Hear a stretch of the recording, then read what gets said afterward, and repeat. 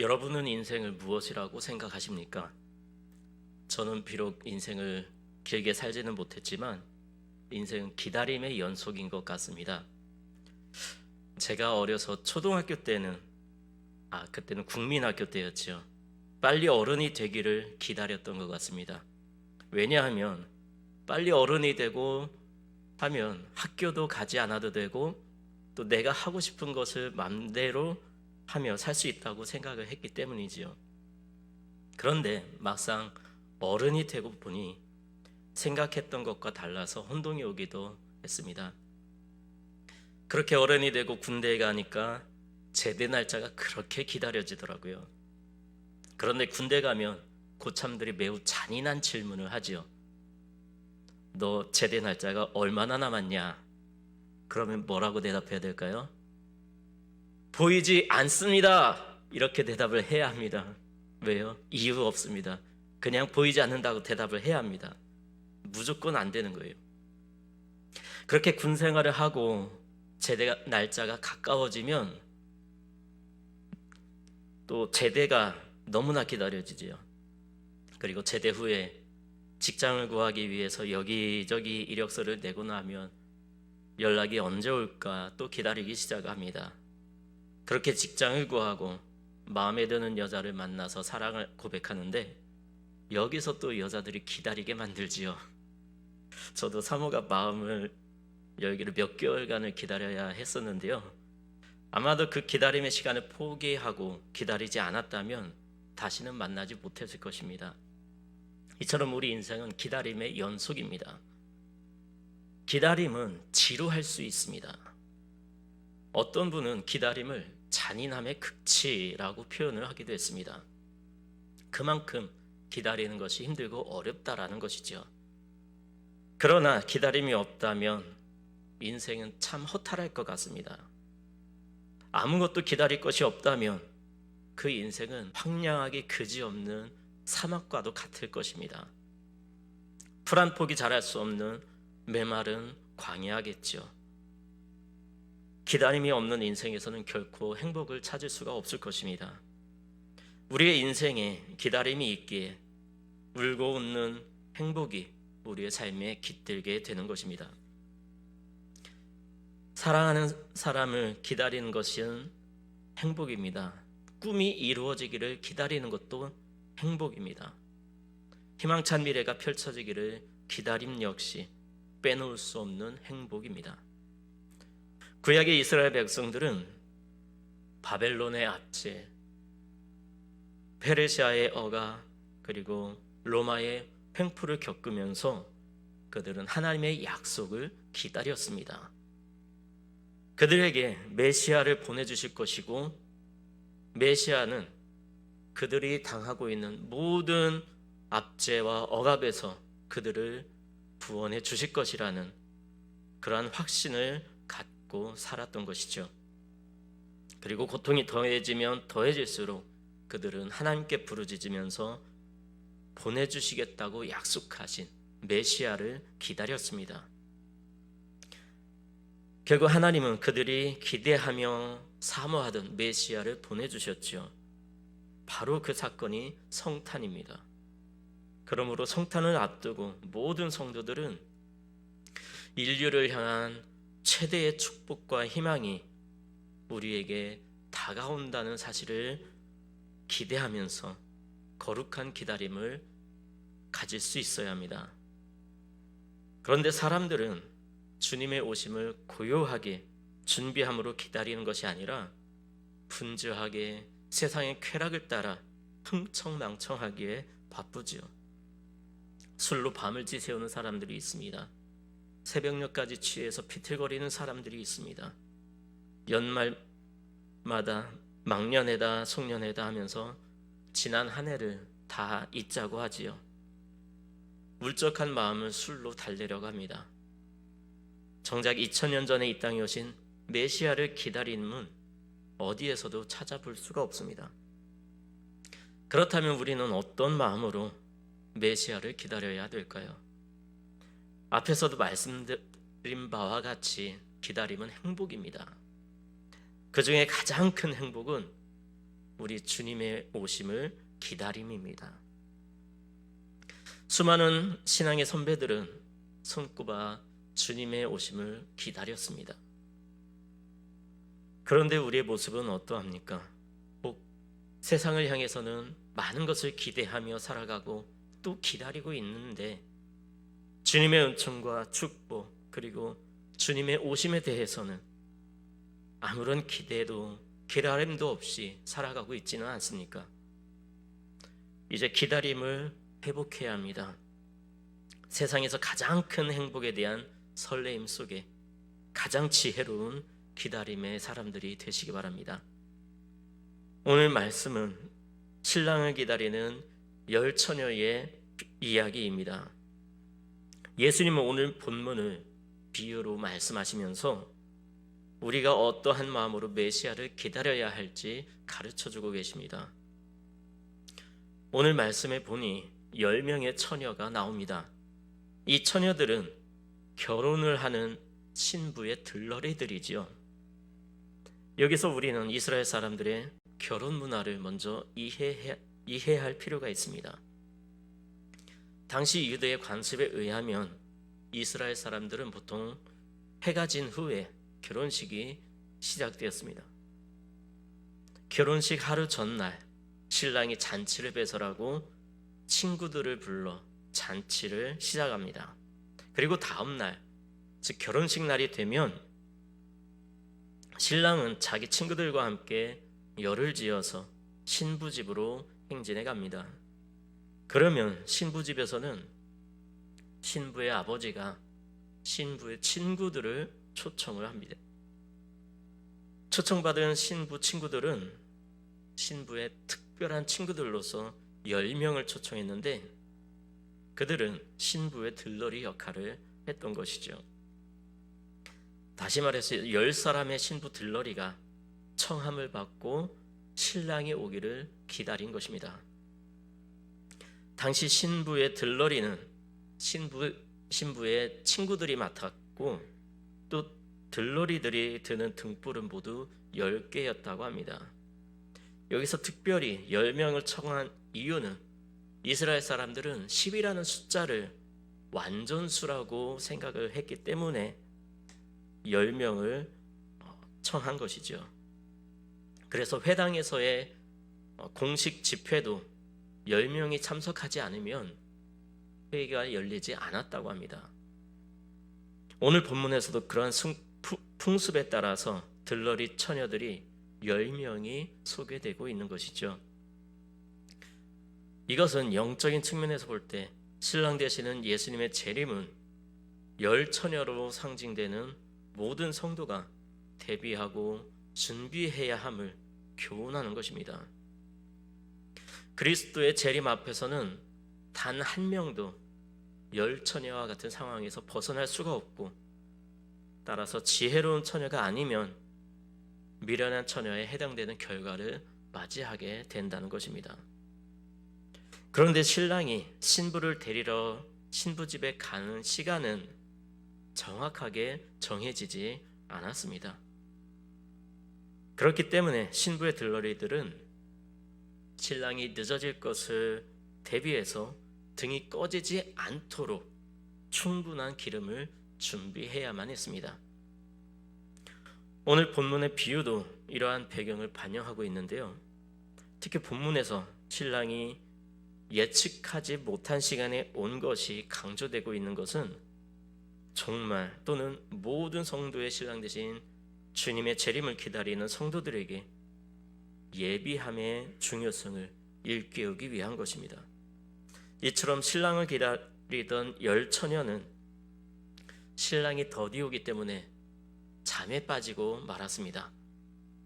결혼식 집에 와서 신랑을 기다리며 축하를 해주어야 하는 그 사람들이 그만 잠에 빠지고 말았던 것이죠. 이것은 인간의 연약함을 보여주는 것입니다.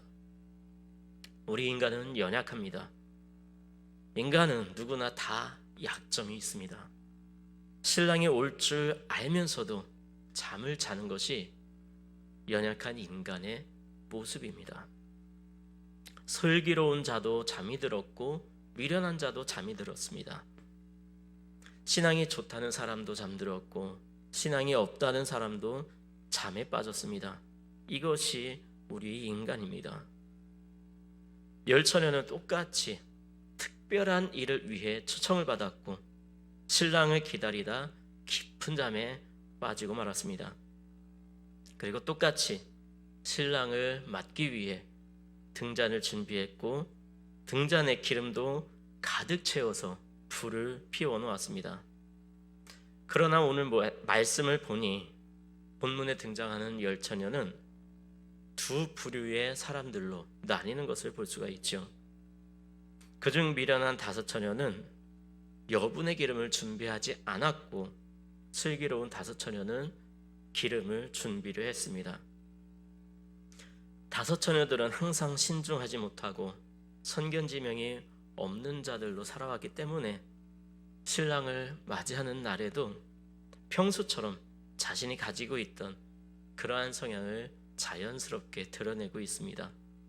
반대로 다섯 처녀들은 평소의 삶의 자세가 항상 사력 있고 분별력 있고 또 신중했기 때문에 그러한 태도가 신랑을 맞이하는 날에도 자연스럽게 이어지고 있는 것을 볼 수가 있습니다. 이 사건을 통해 우리는 평소에 우리가 어떻게 살아가느냐에 따라서 주님의 재림의 때에 어떤 자들로 드러날 것인가를 알 수 있다는 것을 발견하게 됩니다. 그러므로 우리는 천국을 준비하되 예수님을 맞을 준비를 하되 충분하게 준비해야 합니다. 천국은 예비하는 자의 것이라는 사상이 오늘 본문에는 강력하게 함축되어 있습니다. 하나님을 섬기고 신앙생활을 한다고 하면서 적당하게 교회 들락날락하면서 기독교인 행세를 한다면 물론 준비를 한다고는 했지만 마지막 날에는 낙제 후보생이 될 수가 있습니다. 우리는 하나님 나라를 준비하되 슬기로운 다섯 처녀처럼 충분히 준비해야 합니다.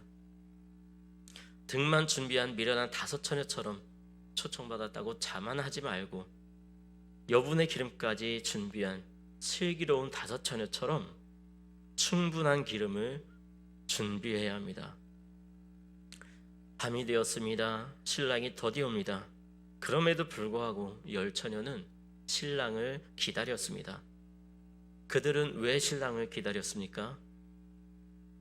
주님은 반드시 오신다는 것입니다.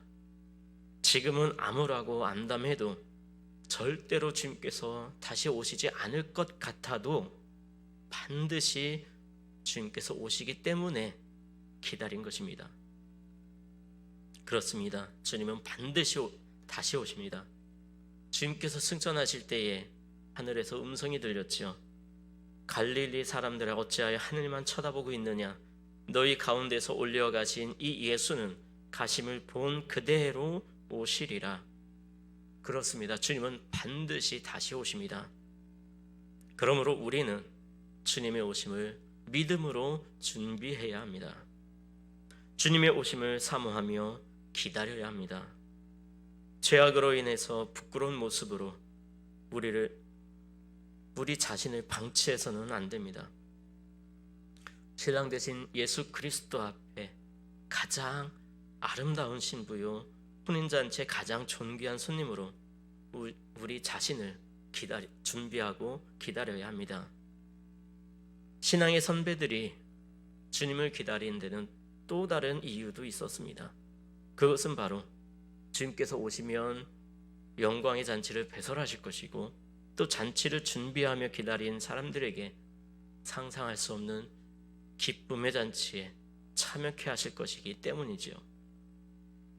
기다리지 못한 사람들에게는 아무런 상급이 없습니다. 그러나 기다리는 사람에게는 주님께서 준비하신 상급이 반드시 있습니다. 축복이 있습니다. 은혜가 있습니다. 성경은 주님과 함께 누리게 될 잔치를 말씀하고 있습니다. 그것은 영원한 천국의 잔치입니다. 주님과 함께 영원토록 기뻐하고 즐거워하는 잔치입니다. 다시는 슬픔이 없고 눈물이나 탄식이 조금도 없는 잔치입니다. 그러므로 우리는 주님의 오심을 기다려야 합니다. 세상이 아무리 각박하고 아무리 쾌락을 따라 신속하게 움직여도 주님의 백성들은 기대감을 가지고 주님을 기다릴 수 있어야 합니다. 주님의 축복의 잔치를 기억할 수 있어야 합니다. 세상의 잔치와는 비교를 할 수 없는, 세상의 쾌락과 비교할 수 없는 놀라운 은혜와 축복과 기쁨이 있을 것임을 믿음의 눈으로 바라보고 어떤 환경 가운데서도 주님을 기다릴 수 있어야 합니다.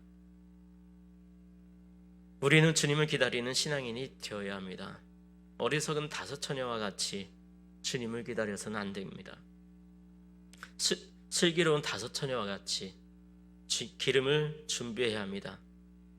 주님께서 이 땅에 재림하실 때에 성도들은 기름을 준비하고 기다려야 합니다.